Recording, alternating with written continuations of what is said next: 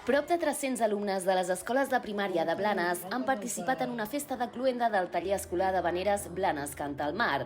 Com és habitual, durant els darrers mesos han après a les seves respectives aules les havaneres que han compartit plegats. L'objectiu no és tan sols que aprenguin a cantar, sinó que els alumnes coneguin les grans tradicions i costums que han sorgit d'aquesta relació entre Blanes i el mar.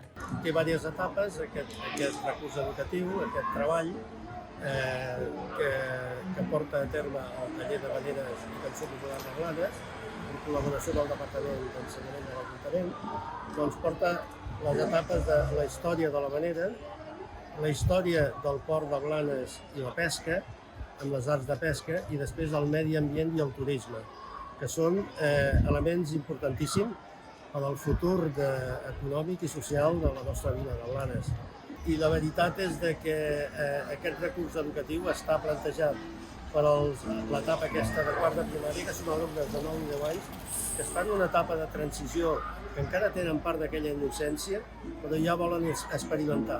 El que es treballa al cap de la fi és una identitat, no? Nosaltres vivim al mar, vivim de cara al mar, i el que es fa amb aquest projecte, ja s'hi ha dit, no? A part d'aprendre a cantar, és treballar aquesta identitat que és patrimoni cultural de Blanes, que és el mar.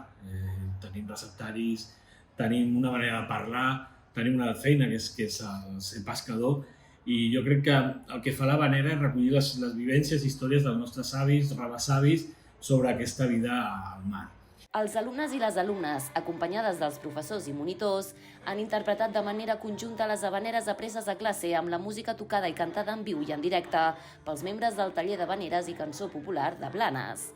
En total s'han interpretat 5 cançons marineres, les més conegudes que tothom qui tingui o hagi tingut alguna relació amb la Costa Brava ha sentit en més d'una ocasió.